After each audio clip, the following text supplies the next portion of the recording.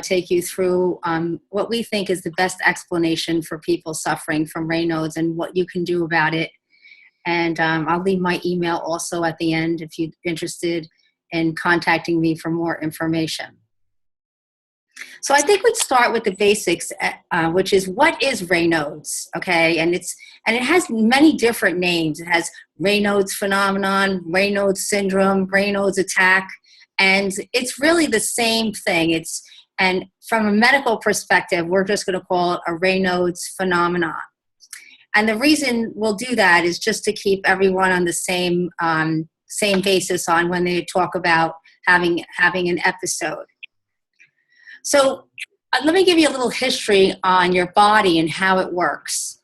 I don't know if you're familiar with a system in your body. It causes a flight or a fight response. So say for example, you're caught up and you're surprised, or you come across something that takes you back. Your body sends signals to either say, okay, I'm going to either flee from this fear or danger, or I'm going to stay and fight.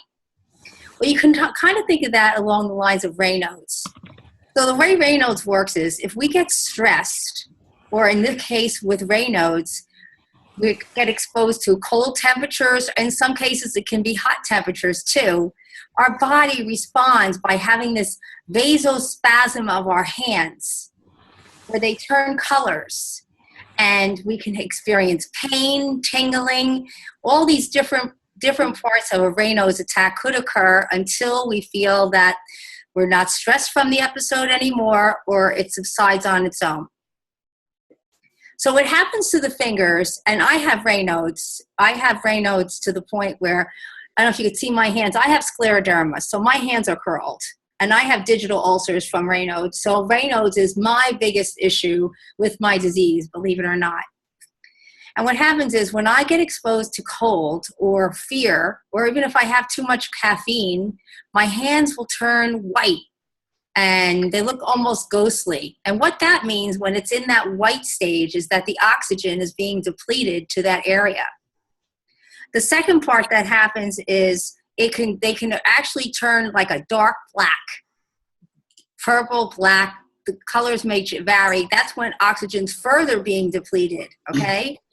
And then following that, as the episode starts to subside, it can turn into going back to normal red color and just go back to a normal state, depending upon where you are as far as in your episode.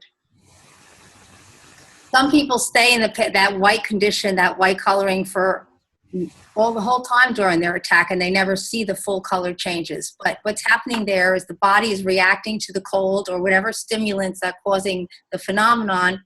And with that being said, you have the attack. Does anybody have any questions about that? No, not so far.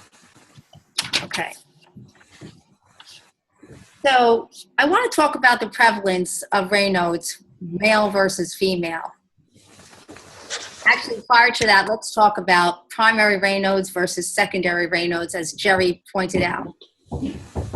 So primary Raynaud's is really of unknown origin. They call it idiopathic Raynaud's. And what that is you just develop this condition, and there's no understanding, there's no reasoning why.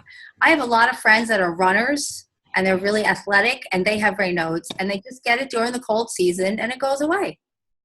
So that is considered primary Raynaud's when they've tested you, and there isn't any underlying cause.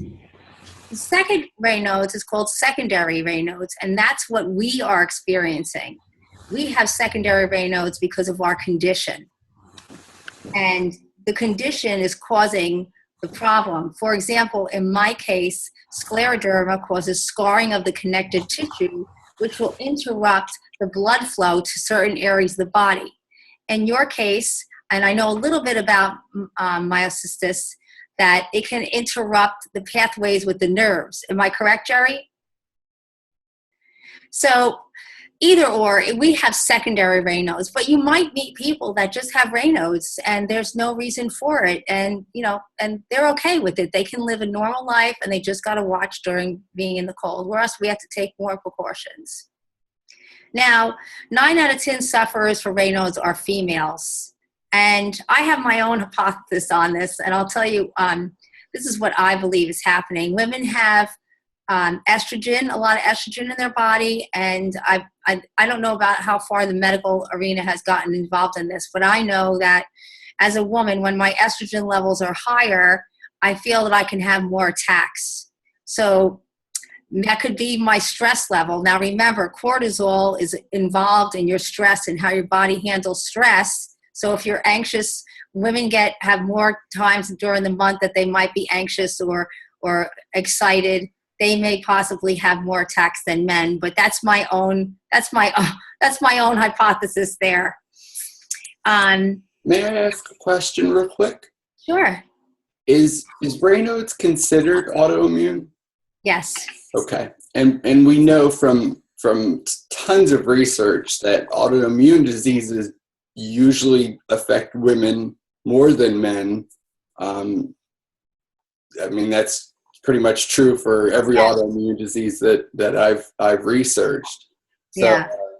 I just wanted to kind of bring that up. But yeah, I think that there's a whole hormonal piece of this in there that they haven't really determined yet, but I think once they get more research done, they're going to find that there's a hormonal aspect of this. Because Can I say something? yes, Is it possible to interrupt? You don't mind? yes, absolutely.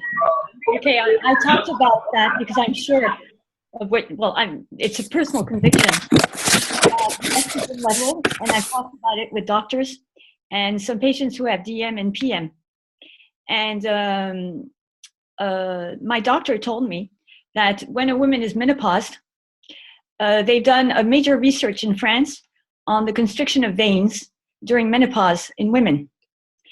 And I was talking to her because I'm on, the hormone therapy there. I forgot how you call it, the replacement hormone therapy. Bioidentical hormone therapy. Yeah. And in fact, for people who have my disease, it helps because you don't have menopause anymore, and you don't have the constriction of the veins. And I was telling my doctor that it's interesting because with DM, the antibodies, they don't attack the muscles directly. They attack the little veins, the little capillaries. I don't know how you pronounce it. And so my doctor told me, do not, because I wanted to stop the hormone replacement therapy. And she said, you better not, because your veins will be constricted again and your DM will get worse. And there's a study, just 30 more seconds and then I'll be finished, on sex hormones and autoimmune diseases. And on mice that were menopaused, they had dermatomyositis, they couldn't walk anymore. And they injected them with estrogen, and they walked again. Mm-hmm. So, just for your information. Well, thank you for sharing that, because I know that there's going to be more literature that shows that there definitely is a hormone aspect of Raynaud's, and even with scleroderma, I believe. Mm-hmm. So, back to the statistics. I don't know if you know this, but 10% of the people never go and get diagnosed. That means there's 90%. Oh, I'm sorry, 10% only receive treatment. That means 90% of the people that have Raynaud's out there don't seek treatment, and they really don't think anything of it. Where in the case of people that have it and it stays, it happens quite often, they will go to a rheumatologist. That's the doctor that would take care of it. When I was first diagnosed, I went to my primary care physician and I told him about my hands and how they were changing colors. And he said, let's do an ANA test. That's that anti-nuclear antibody test I was telling you about. Even though there's no formal test for Raynaud's, there isn't any formal test, okay? He did that, and that prompted us to go to the rheumatologist. But the rheumatologist is the one that you would see. I'm sure that all of you are aware of that already based upon the disease state that you're dealing with. So, as I said, there are no tests that will give you, that determine if the Raynaud's is primary or secondary. Tests can only determine if it's secondary, which that being said, meaning if I have scleroderma and I test positive and then Raynaud's, we know it's secondary to the scleroderma. Now, what kinds of treatments are out there? Is anyone currently on any kind of medication? You can just wave your hand for Raynaud's. I know. Okay. Yeah. Okay, so let's talk about treatments. We'll talk about from the medical arena, and then I'd really like to get into talking about what we can do for ourselves for Raynaud's, things that are outside the medical arena besides medication.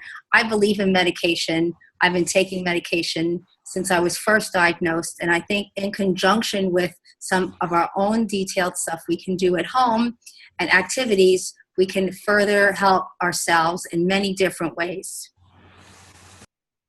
There are many different medications out there. There are vasodilators, which what they do is they actually help to bring blood flow to the extremities. Some examples of them are Procardia. I don't know if you guys are familiar with that. Or Adcirca. I'm on Adcirca. That's actually a medication for pulmonary arterial hypertension that they give you to help bring blood flow to the extremities. Now, in the case with that, sometimes the insurance will not recognize that Raynaud's is being used for medications that are not necessarily diagnosed. See, the way it works in the clinical arena is a drug gets tested for a specific ailment. And that's how it gets approved, based upon the studies that show that it is effective against that ailment. Now, in the case with Raynaud's, the medical arena is giving you medication that helps to bring blood flow to the extremities. Now, that also includes erectile dysfunction drugs like Viagra and Cialis. Yeah, I see you waving, and Revatio. I'll tell you a story. Once I had an ulcer on my finger that was so bad that I thought I was going to lose the tip. And the doctor said, let's put you on some heavy doses of Viagra. And I was like, oh my God, I can't believe I'm going to do that. Does that mean, things are going to get really happy for me? And anyway, thank God, because we saved the finger, and it didn't have any side effects though, just so you know. It really made a difference. So you might want to consider talking to your doctor about Cialis and Viagra. I don't think the insurance will cover it for women, but they do have a medication called Revatio out there, which is similar. They say it's similar to the same effects that you would get from Viagra and Cialis that you might want to consider. I'm sorry, Jan. I don't know if it was your experience, but for me, the using that, the headaches were horrendous, to the point that back then my rheumatologist said, you need to look at, the benefits and cons of actually using the medication. Because back then I was living in South America, and I was still having a lot of Raynaud's.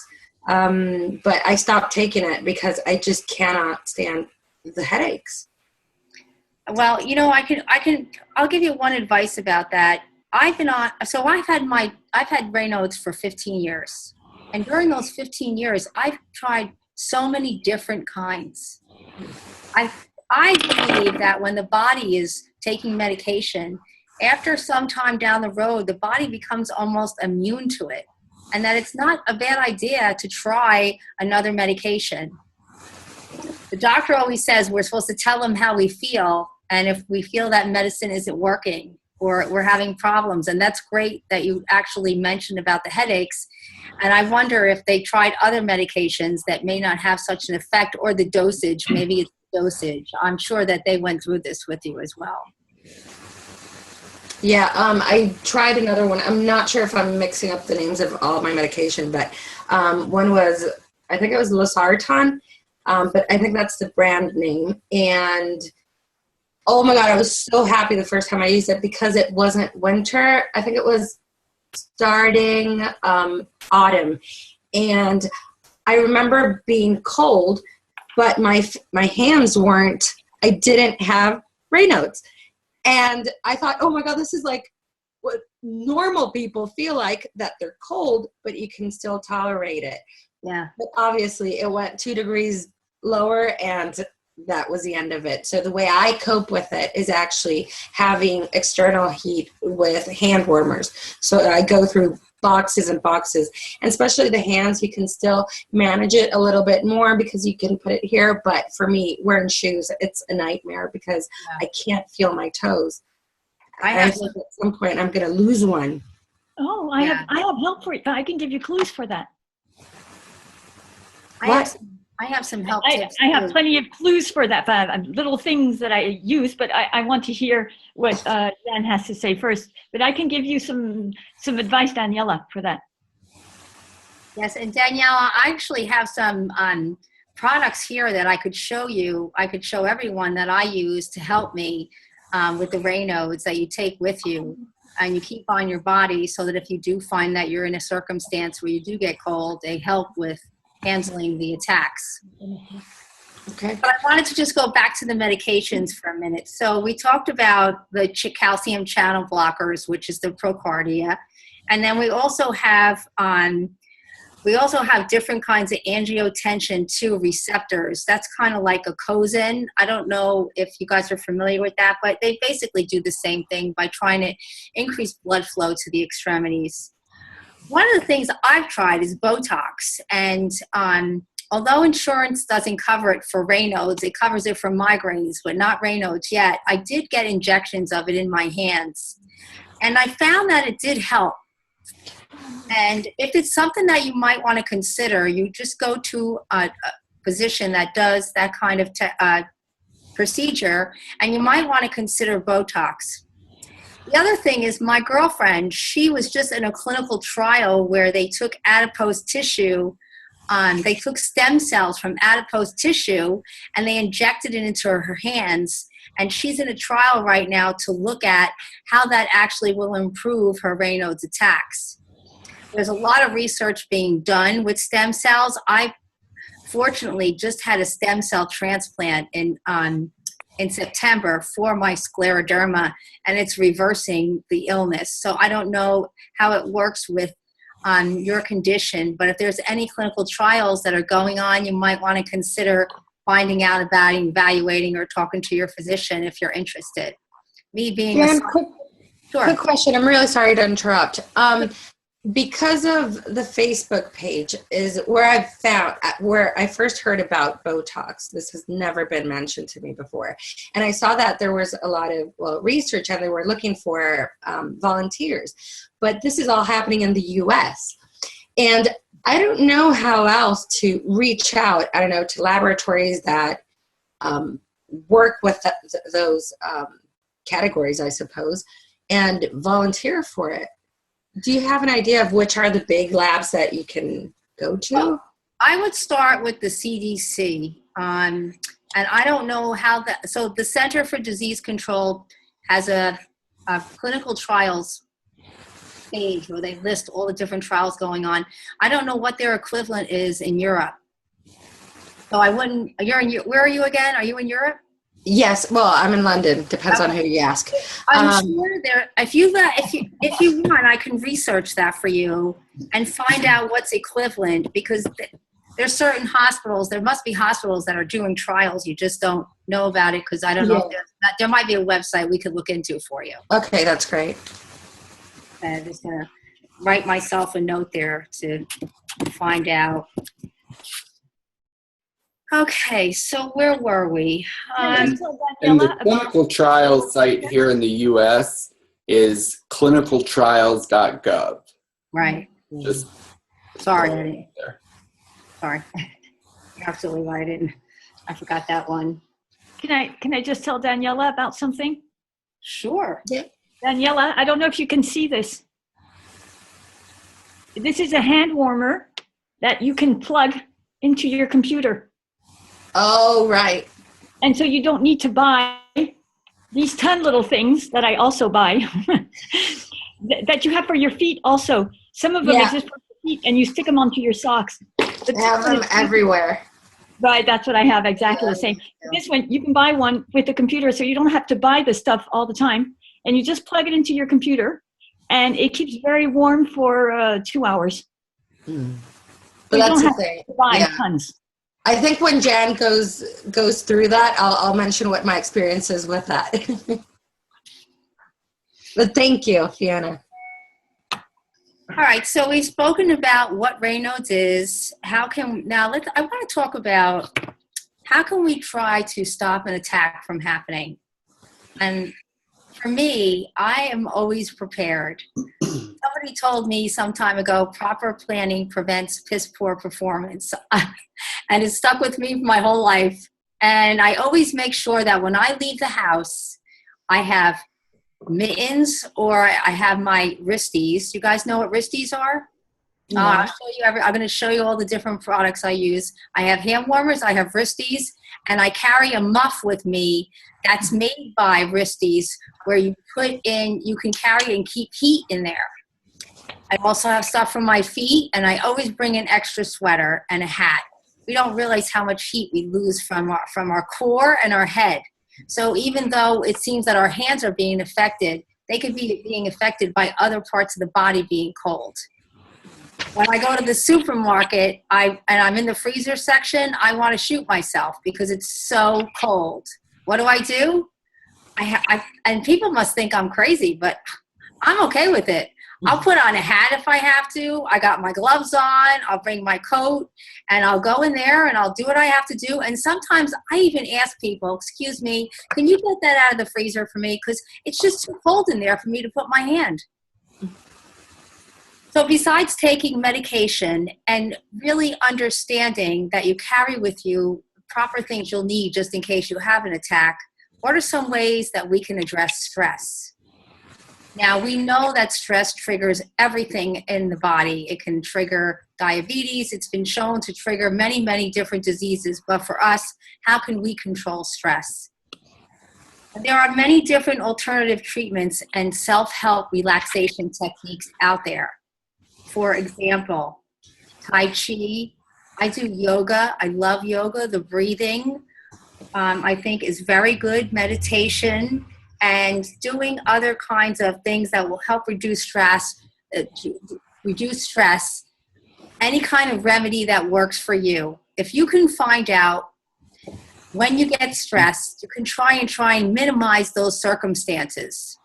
Like, I'm going to make a joke here. I think it's funny. My family's a little crazy. They're from New Jersey and New York. And sometimes when I talk to them on the phone, they stress me out. And I have a Raynaud's attack. So I try not to talk to them that much on the phone. And I'm actually going to follow that. You really have to realize what your stressors are and try to eliminate them from your life. And it's unfortunate that it happens to be your family. Exactly. But, it is what it is. And I know the same is true for, myositis patients, and, stress induces flare-ups. So, we, on our website, we've put together some things that people can do to help reduce stress, and they include many of the things that you mentioned. But aside from that, if you find that you're, it's not stuff that can be done like on the spot, like if you suddenly get stressed and you're out. But some other great ways that I found for some stress reduction is adult coloring, if you're able. What? Coloring books. It's wonderful.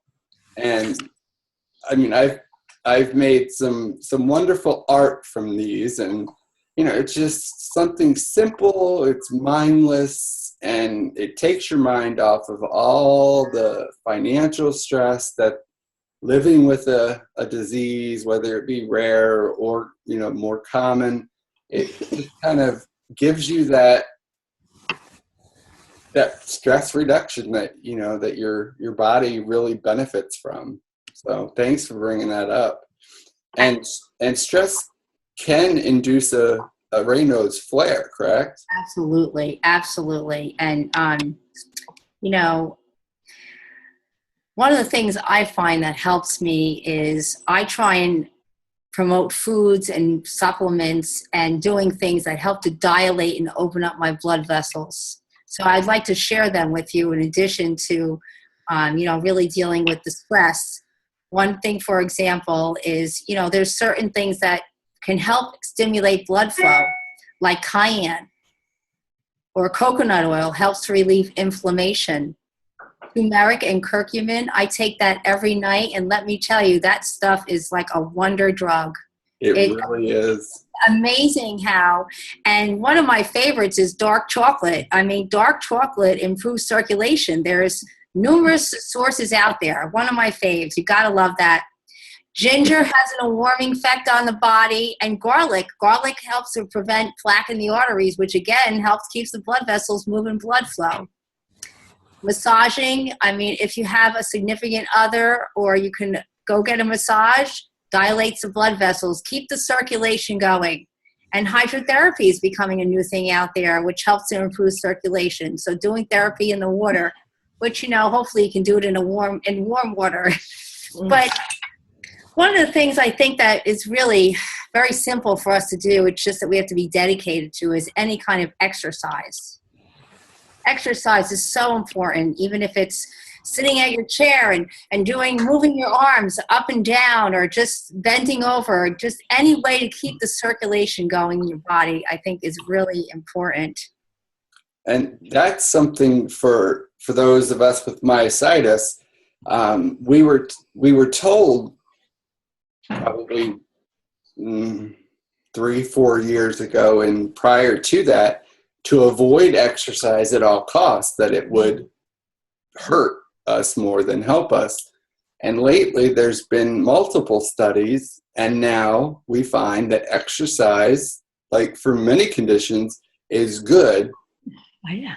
But you have to, there's a special regimen for myositis exercise so that you don't damage, or, you know, continual damage to the muscles. That, you know, it's a fine line of, you know, you don't want to go out lifting weights, you know, you don't want to go out and stress those muscles to the point of, you know, failure, whereas, you know, bodybuilders do that, you know. And so exercise for those with myositis is now recommended, just to throw that out there. Excuse me, if I can just add, for the myositis, once you're past the flare level, and you can do the functional index 2, when you start regaining strength, you can do intensive resistance training, and which is the weights and all that, and that's what I do. I'm at that stage now. Okay. Gain my former strength, and it helps wonders, and it reduces pain a lot. Okay. Just be careful how intensive you get. Yeah. Just to throw that out there, because there has been studies. One of our medical advisory committee members is a neuromuscular specialist from Johns Hopkins. And we did a video chat with him about. I was there. Yeah, I thought you actually read out the questions. I went from the functional index to the intensive resistance training, and I've done it for 2 months now, and it's been wonderful. But I did it with a PT. That's great to hear. Great to hear. Yeah. Thanks a lot for that. There are a lot of, there's this new form of exercise that has become new to me. It's probably been out for a while, and it's a lot of structural and functionality exercise, where it's more about maintaining your ability to move and be flexible, as opposed to building muscle. And I feel that it's really making a difference for me as far as being able to function. I don't know if that's something that they've considered for your condition. That's for myositis, that's mainly the good starting point, is using your own body weight to, you know, increase flexibility, increase, you know, the natural strengthening through your own body weight. Actually, they start you off usually just by laying on a mat and just moving, and then kind of build up from there. And I found that very helpful. Yeah. Stretching helps a lot after exercises also. The stretching, I agree. Stretching is a necessity after exercise. Absolutely. That's why I think yoga is really for me, yoga makes such a difference for just the stretching aspect of it, because with scleroderma, you get scarring on the connective tissue. So I really think it makes a big difference. So there's no, do we have any more questions about what we can do? If not, I'd like to just go get some of my... I actually have a list of questions that were submitted, if you don't mind answering those. Oh, go right ahead. Okay. Let's see. First, Fiona had sent in a message about Raynaud's, and is it dangerous? I mean, how dangerous is it, and is it possible that it can go away as a secondary condition? Yeah, and I should have touched on this. I apologize, Fiona. So primary Raynaud's, they suggest there's really no harm that I could do to the body, just discomfort. And secondary Raynaud's, as long as the flare-up doesn't last a long time where you might have tissue damage. I mean, I have secondary Raynaud's, and if it gets to the point where you start to have breaks in the skin and develop digital ulcers, then it can become, that's very harmful, and it's debilitating, and also you run the risk of high infection with that. So that can even lead to gangrene, correct? Yes, actually it can. So you have to be really careful with your Raynaud's and pay attention to it. And also make sure your hands are hydrated. If it's cream or whatever you're putting on them, you might want to at night, like, get some gloves and wrap your hands in like oil or something. I like Bag Balm just to keep the moisture in there so you don't have the cracks, so you don't have to worry about that. But I really think that for me, as a secondary Raynaud's, it's a problem. It's a serious problem for me and for others like me with scleroderma. Primary Raynaud's, from the people I know and from what we hear through the organization, there really isn't any harm to it. It's just a discomfort. Okay. Jan, just about that, one of the things that I thought was a bit scary when I was first going through this whole rheumatologist thing many, many years ago was that the doctor explained to me that what happens in the secondary Raynaud's is that it might be happening that you can see on your fingers and toes, but actually it could be happening in an inside organ as well. And that's why I think it's every 5 years I get I can't remember, my heart checked for its size and its arteries and everything. But I thought that was so scary because you can't see it. Well, yeah, Raynaud's, everyone associates it with hands and feet, but I have Raynaud's in other parts of my body as well. I think what a secondary condition for me, it's a result of the scleroderma. It's not I just didn't get Raynaud's in my stomach. You know what I mean? I didn't get that. I have it because of the scleroderma. Right. That was actually the problem, not the Raynaud's. But yeah, you can definitely, they're finding out that, it can develop, it's a vascular condition. Whether or not it becomes something that's life-threatening, it really depends on, the severity of it. So yeah, it can be scary, but this is why it's important to really be proactive and really know what your triggers are and how to calm yourself down when there's certain things that are bothering you, and what to eat, what not to eat, and eat more chocolate. I think that's a good one. There was to ensure that you're being an advocate for yourself, and that you're open and honest with your doctor. Many of us see many doctors, since medicine is so I say over specialized because that's how I feel, seeing 5 different doctors for all of the different stuff that myositis affects. But keeping them all in the loop, because I found through personal experience that they all don't communicate so well together. Oh, I have a great slide I want to show you. I hope everybody can see this. Can you see that slide? Yes. Okay, so this is where Jerry coming in. Okay, you're in the middle there. And these are all your doctors, all around.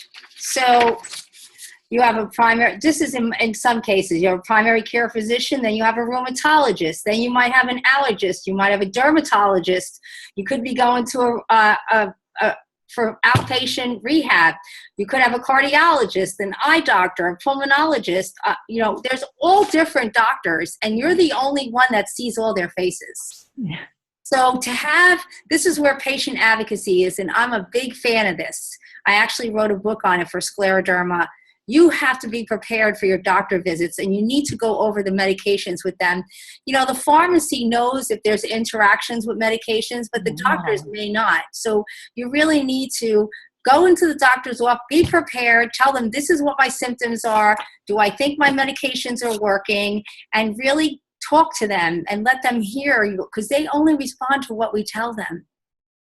And no matter how embarrassing it may be, like if you're on medications that cause constipation, those things sometimes we don't like to talk about because we perceive them as being embarrassing.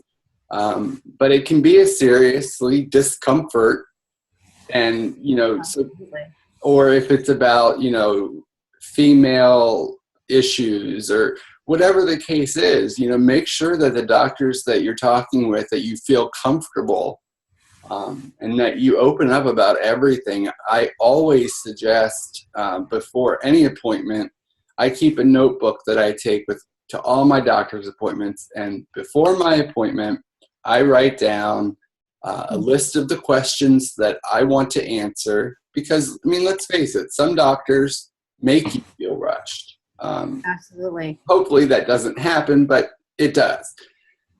So I make sure that I make that list so that I can kind of check off as we go along, so that, in the rush of things, I don't forget to ask something.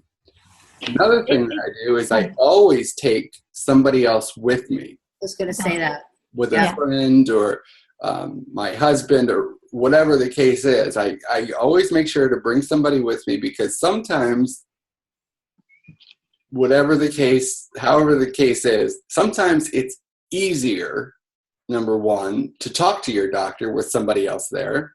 And number two, hopefully you're taking people that know your condition and know how you're feeling.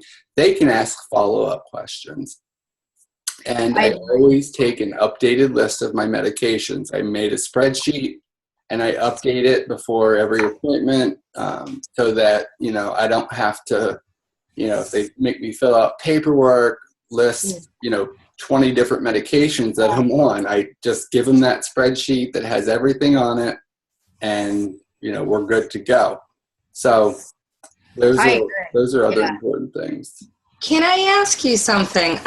Because I don't know if this is just my experience or if it's the UK. I love it here, but I feel that every time I go to a different specialist, obviously I have to go through my whole medical history. But the moment you touch on a rheumatology subject, they kind of get a bit scared. They don't want to go into that area too much. I feel like it's very difficult for me to find a specialist, that being a dermatologist or whatever it is, that they can actually know if any of the symptoms I'm having are really connected to my undifferentiated connective tissue disorder. They're quite, I don't know, maybe it's just my perception that it's almost like rheumatology is, they don't know what causes it or that it's so specific, but they take a very, very safe approach on whatever they say. And sometimes I feel like I have more questions than answers from them. And those are the times when you need to truly stand up for yourself and say, Dr. So-and-so, I don't feel comfortable with that answer or lack of answer. Could you please explain more? And if you don't know, I'd rather you tell me that, you know, and then maybe I can find another doctor that it can be more helpful for me. You know, it's, you know, we want to be kind to our physicians, obviously. They do a tough job, especially with insurance these days. And, you know, but at the same time, this is our health we're dealing with. So, you know, you can be kind in the way that you talk to them, but be honest. You know, this doesn't make me comfortable. I really need an answer, or if you I think it's more that they play it down, and I need to feel reassured that if there's any other symptom that I'm not connecting the dots, that it's actually related to it, that they can tell me. And if they don't know it, to point me in the right direction. But it's almost like doctors here just are very afraid of like going a little bit out of what their field is of their, you know, their area. And oh my God, for me, that's been a nightmare, really. And Can I say two things to Daniela? Absolutely. Daniela, well, I live in France. So there's just two things. First, I would check that the doctors that are following you are specialists in your disease. Yeah. Because a lot of them don't know what it is. Mm-hmm. So they will follow you and give advice and say things, but in fact, they don't even know really what the disease is. Yeah, that's scary. Yeah. The second thing, where I live in France, nobody knows my disease. Mm-hmm. And when I talk to my doctors, I've done all the research on the internet and thanks to other associations, they just look at me and they stare. Exactly. They don't say anything, and they make mistakes, and I have to correct them. I have to tell them what they have to look out for. It is so stressful. But then they treat you like that patient. Right. And I have to correct them. And they say things, and I say, I'm sorry, you don't say, polydermatomyositis. I don't know what it is in English. It's two different diseases. It's separate now. Or what they have to check up the cardiologist and the pulmonary, because I have NDA5 antibody, which is the worst in DM. But I had to tell my doctor, maybe we should check NDA5 antibody. And they said, no. So I paid to get it done. Mm-hmm. It was sent 400 miles away, came back positive. And then they didn't do anything. So I said, can I see a lung doctor, please? And so I saw the lung doctor. And I said, okay, I might have fibrosis. I bought my own spirometer and everything. But everybody was extremely helpful and very nice. But all the time I had the blank stare with every doctor. It's terrible. It's terrible. Is. And that's true for a lot of myositis patients, unfortunately. Mm-hmm. But, you know, maybe we should have a video chat about self-advocacy in the future. But for now, we'll go ahead and get back to Jan. Sorry, Jan. That's okay. I'm sure she understands. I'm sure she's been there. I just, every time I just moved to Tampa from New Jersey, and I had to find a whole new health system. And scleroderma is a very rare illness, as you know. So is yours. And like yesterday, I'm just going to give you an example. I'm having one ear that's a little clogged. Yeah. So I went to go see this doctor that's supposed to be really well known in the area. And he goes, well, you have a little thinning in your ear. He goes, you need to gain some weight and eat more salt. I was like, I have scleroderma, and I probably won't go see him again. But, it's okay. They don't understand. And sometimes I'll walk in and I'll say to the medical assistant or the nurse, I have scleroderma. Do you know what that is? And, if they're smart enough, they'll ask me if they don't, so that I can explain to them so they have a better understanding of what I'm going through. So don't be afraid to explain yourself and the symptoms you're having. I think that doctors welcome the opportunity to see someone that comes in there and knows what they want to hear. This is what my questions, this is what I want to get done. Tell me about anything new out there, and so forth and so on. Then have someone come in and say, I don't feel good. It's not enough for them to go on. So I'm right there with all of you. But I'm just going to step away from the computer to get some of my things I use, and I'll be right back. Okay, thank you.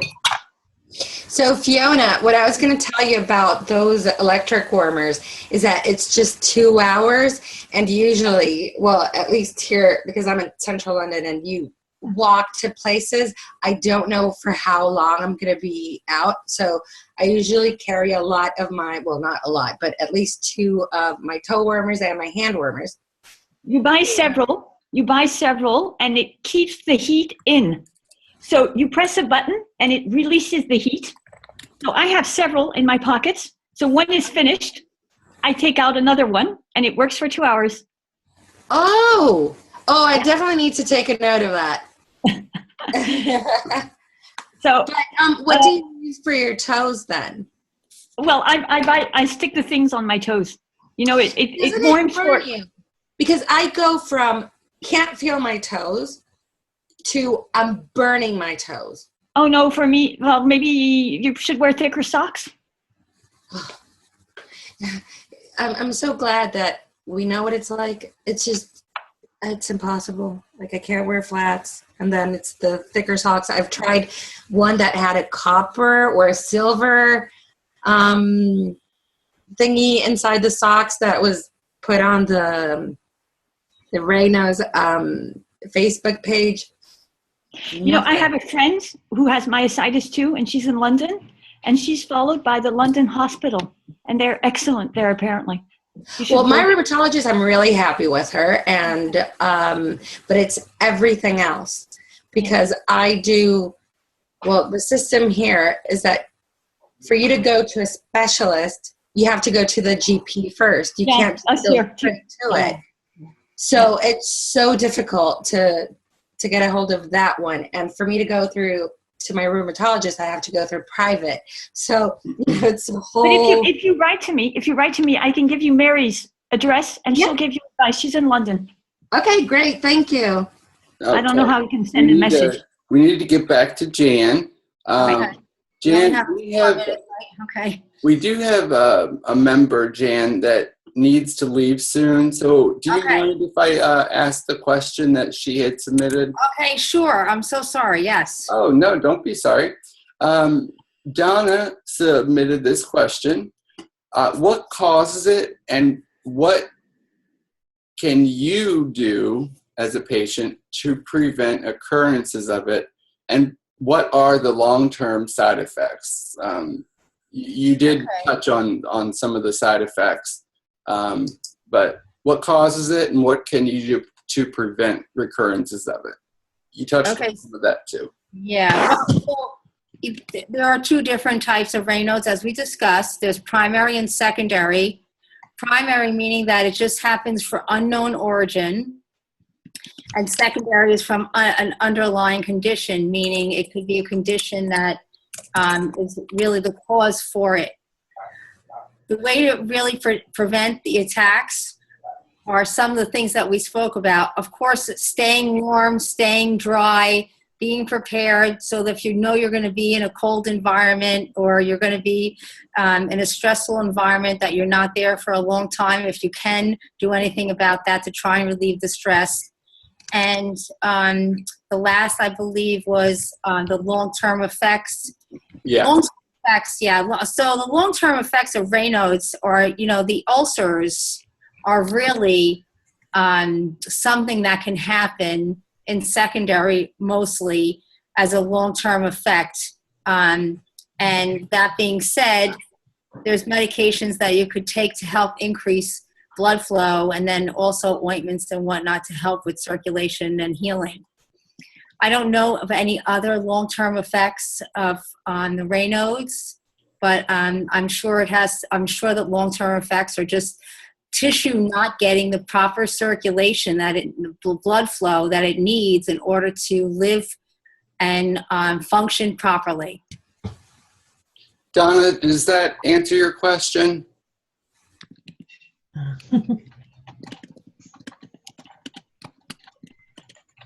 You can speak if you want. Yeah, thank you. Okay, you're more than welcome.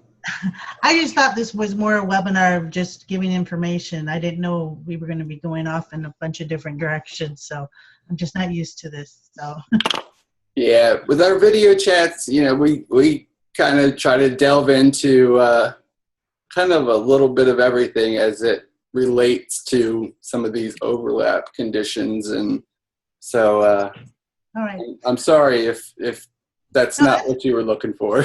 All right. No, thanks for doing this, and Jan, thanks for your time. I just needed to get going. So Sure. Thank you. And we hope that you'll attend other sessions in the future. All right. Thank you.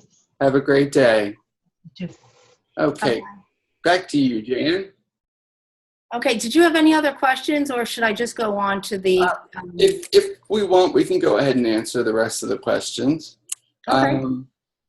Is Gail here? Gail, are you with us? Yes. Okay, Gail. Gail asked a question, and we did answer part of it. Her question: is there an actual test or a certain type of doctor to see for a diagnosis of Raynaud's? Her GP gave her the diagnosis. Is there a certain profession that deals with Raynaud's and its symptoms and treatments? So yes, rheumatologists are usually the go-to doctor for Raynaud's phenomenon.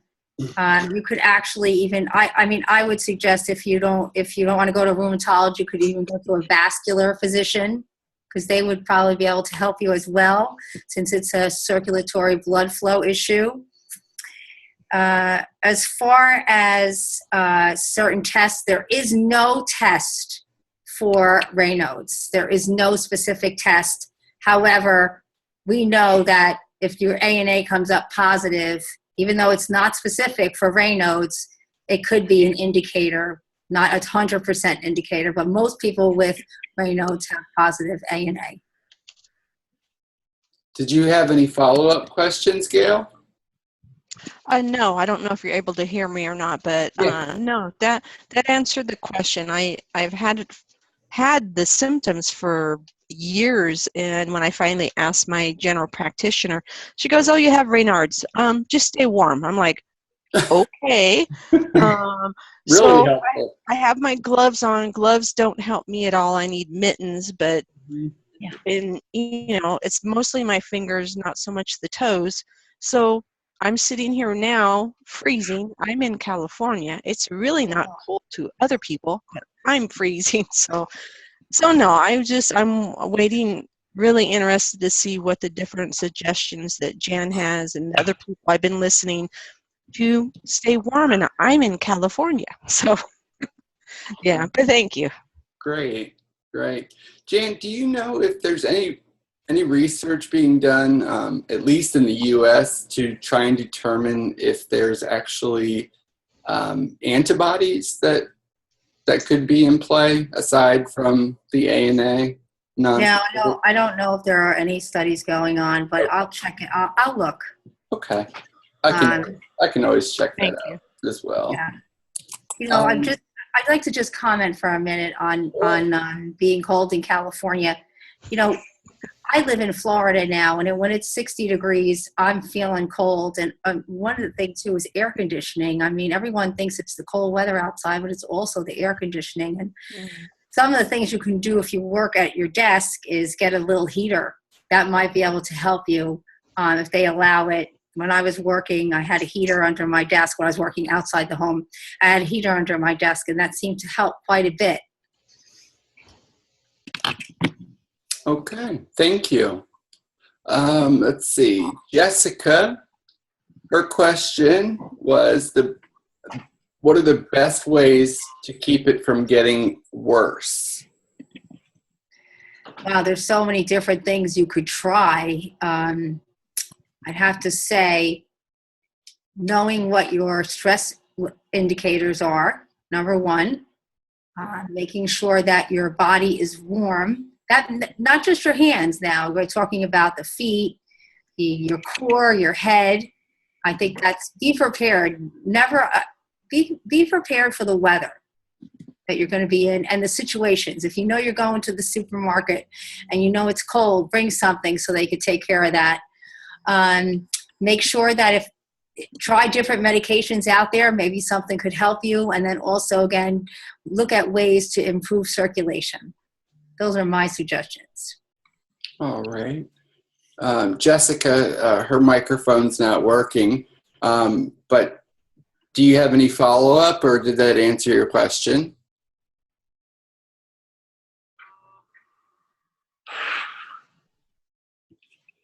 And okay, No. that was good. Haley, is Haley here? I don't know that she made it, but she did submit a question. Let's see. Actually, we've covered it. She had asked, what do you use to treat Raynaud's? So that question has been answered. Let's see. Rachel. Rachel submitted, why is it worse at night? And what do you suggest? She also left a comment that I always wear socks and each night use either essential oils, coconut oil, trameal, or diclofenac. I can't pronounce that, sorry. Sodium gel. It's DICLOFENAC. And at night, my feet still often feel like icicles, and they also hurt with what feels like nerve pain. Mm-hmm.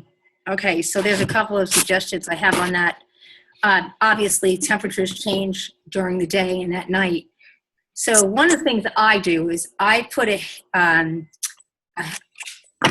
heating pad on my bed, and I put it on before I get into bed. I warm my sheets, and a heating blanket you might want to consider investing in.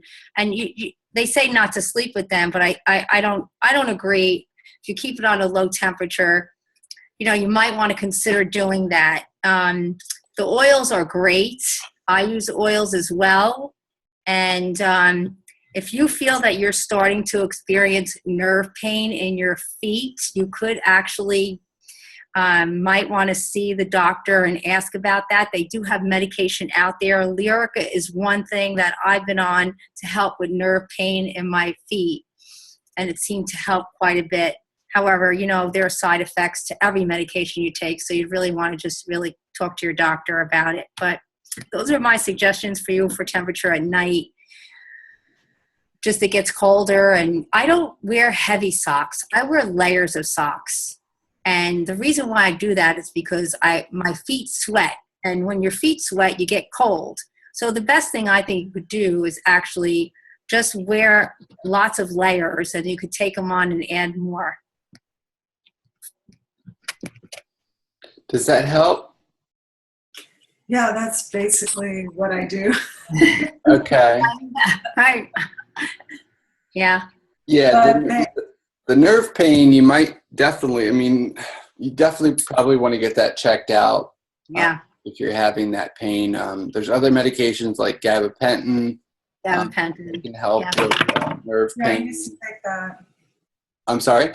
I used to take that for several years, and then, So, okay, thank you. You're certainly welcome. Thank you for the question. And as Jan shows some of these products and stuff that help, maybe you'll find something that you don't know about yet that might be able to help you as well. Mm-hmm. So the first thing I'll do is we'll talk about mittens versus gloves. Now, mittens are definitely better than gloves because you have the fingers together and it will promote more warmth. One of the things I've invested in these are heated mittens, and they're actually battery operated, and it gets assembled so that it's carried in the mitten, and it heats at 4 different levels, and you carry it with you. These last about 8 hours. There you go. And is there any way that is there a light that you could turn on? It's a little dark. Oh, really? Okay, let me see. Like a desk lamp or let me see if I can get another light on over here. Does that help at all? No. Let me see if I move the computer, if that will make a difference. Just 1 second, sorry. Oh, it's okay. I'm just going to unplug everything and then move the computer. Maybe it's the sun doing it behind me. Is that better? Oh, much. Okay. Thank you. Appreciate that. Okay, let me just get the stuff now. I'll walk over.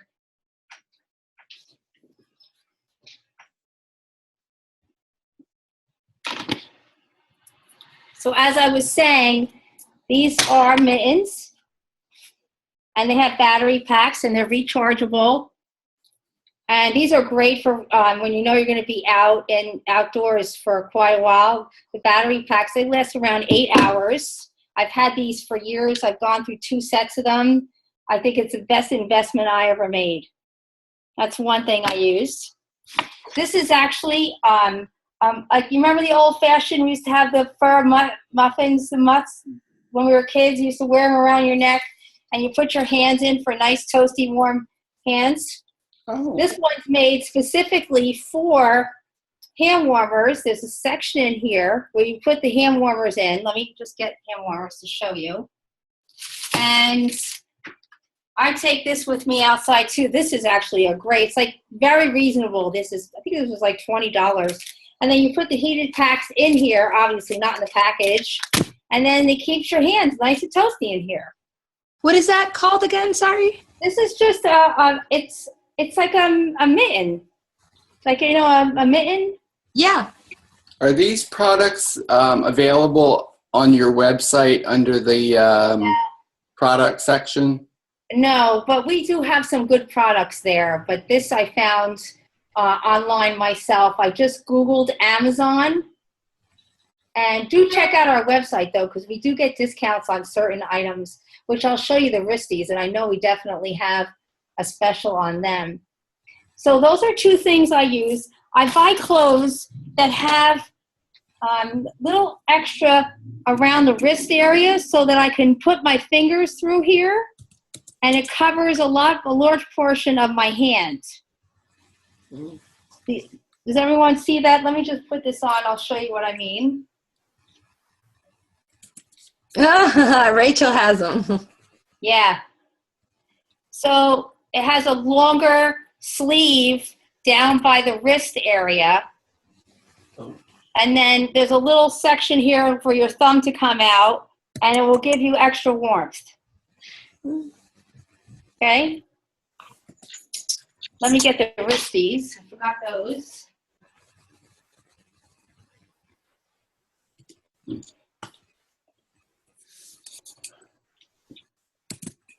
Well, you know what? While she finds that, I can't use gloves at all. I find it so difficult because my fingers are like that. Okay. Oh, yeah. These are wristies. I love these. They still allow you to use your fingers, but look, it's just a cutoff of what we did before.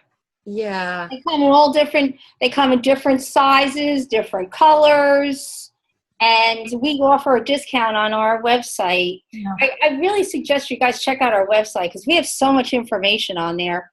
That doesn't work for me, those things. Yeah. These don't work for you? No, I like these only because you can always make it into a full mitten afterwards. I've tried those ones, yeah, and I put the hand warmer on the mitten bit. Yeah. But I find like it's falling off. Well, the wristies actually have a pocket inside them for you to put the hand warmer in it. Oh. Yeah, so you might want to consider that. These gloves, I have to tell you, these are great for the computer. They're called A gloves, and they're good for the phone, so you don't have to keep taking your gloves off to use your phone. They have that magnetic ion property so that you can use your phone and other things as like a stylus. I love these. These are great. Very nice. Yeah, those are real nice. And then these are just, I mean, it all depends on what you want. The mittens they seem to work the best. Now, one product that we're evaluating right now, which I really like, I just want to show you these, sorry. These are called Repeat Heat. Repeat Heat. They have like a little, if you can see in there, it's a little activation round thing. You activate this, and this becomes a very hot pack in a matter of seconds. But that one doesn't last long, does it? No, it doesn't. It's hard, so you can't. It gets hard. You're absolutely right. Yeah, because what I like about the warmers is that I usually bend them like this, and I do the same thing for my toe warmers, because my Raynaud goes up to here. Yeah. Oh. Okay, so now these are insole. This is the latest and greatest that we're evaluating right now. And what it is, it's a heated insole that is Bluetooth, and you operate it from your phone, and it has different levels, and it's heated. And yeah, and it's a UPS. It's amazing. These are, and you can go check out their website. They are called Digisole. Any idea? Dan, do you know if it's estimated cost? at the front, or is it the whole thing? It's a whole, and let me take it out for you. It's the whole shoe. It goes right in. It's like an, you know. Yeah, but I mean, does it heat just the front? Because Oh no, it heats everything. No, it heats everything. Here they are. It heats everything. But, you know, I mean, it depends. And then this is where you would actually put in so you could charge them. Oh. So this might know be the estimated cost? I do not. I'll tell you. I can check for you. That's not important. I was just wondering. Let me see if it's on here. I do not know, but we're evaluating them right now, and they do provide warmth. And you just take your old insole out and you put that in, and that seems to work. Yeah, it seems like a great solution for people that, you know, have their feet and toes. Yeah. It's 90 pounds. It's 90 pounds on Amazon. Okay, I don't know what that For converts. the blue one. And It's like $100. it's 107. The ones you showed were between 170 and 210 pounds. So it's roughly $200. Yeah, and I mean, listen, and these mittens here, they're around 200, but I've had them for years, and let me tell you, I don't know what I'd do without them. It's an investment. It's a really good investment. And because, let's be honest, we would use it every day, anytime. So Right. it's completely worth it. You know, I don't know if any of you have heard, one of those nights where I was inspired of looking for new products to try. Because my problem when I use the whole foot warmer is that anywhere where I don't have Raynaud's, which is the rest of my foot and besides my toes, it just burns. It's too hot for it. So that's why I was asking you about that one, if it's just at the front or if it's that someone else gets, or if it's possible to get Raynaud's all over your foot. But in my case, it's just toes. And I read about one that's made of this NASA material, and I think it's only available in the US. And when I looked it up here in the UK, it was something like $500. And obviously $500. Yeah, I need to be absolutely sure if someone has used it, but I can't remember the name. I'll look it up. But it was like a really big promise. Have you heard of that? No, I haven't. My Raynaud's is my whole foot. Oh, really? Yeah, my heel, my whole foot. So I never heard. But those Digisoles, they work good. I mean, they work. They look good. You can choose the temperature also. Right. Yes, there's all different temperatures, and especially if you're outside a lot. I mean, if I got to evaluate them, I might actually buy a pair down the road. Now that I'm in Florida, I might not, but if I had to go back to Jersey, I would. And they're water resistant. Yeah, yes, they're water resistant. So That's amazing that you get to try all of those things, Jan. Yeah, we do get to try some stuff, but I really encourage you to check out our website because Lynn Wonderman, she's our CEO and president. She really puts a lot of effort out on products that work. There's different kinds of creams that you could get that have like warming effects in your body, that warming effects to your hands and whatnot. And you really might want to consider that. So the website is www.raynauds.org. And please, if you have any questions, I'm going to give you my email right now. It's JEN as in Nancy, ITTI1864 @gmail. And please feel free to contact me. Again, a lot of the opinions I gave you were mine and not the association. We're here to educate and to help sufferers. And so I hope that you know that we're here to help. So Jan, that was JAN? No, JEN. JEN. JEN. JENITTI1864 @gmail.com. That's correct. All right, I'm posting that in the chat. I posted the website address for Raynaud's Association in the chat section as well. Does anybody have any last question? Yes, there was a question that I asked, which was, does it go away? Can it go away, when you have secondaries, Raynaud's? When you get better, are there cases where it goes away? I've never heard of that. I don't know the answer, but I'll check. I'll look for you if I find something. I'll let you know. Okay. I mean, if you take medication and you follow a regimen that keeps you from having attacks, I mean, you could say that it can go away, but medically, I don't know. I'd have to check into that. Because my lung disease is much, much better. I can breathe normally now. My muscles are back, but the Raynaud's is still there. And I'm just wondering, is it going to be a life thing or? Yeah, I just had a stem cell transplant for the scleroderma, and I still have the Raynaud's too. So I think it's individually dependent. I don't think that there's any statistic that we'll find that shows that it will go away. Or just the disease is still there somewhere, creeping around, waiting. Hiding somewhere. Right. The way I see it, or the way I've managed to cope with it, is how people have diabetes and it's something that you live around with, how to manage it, but I don't want to be a pessimist, but I don't think in our lifetime we're going to see that one fixed, the Raynaud's. I think. Well, but who knows? Well, never give up. I think that's one of the things. Always keep hope. There's always research going on. Sometimes we just don't know about it. So, you mentioned try and keep positive attitudes and just continue learning whenever you're able.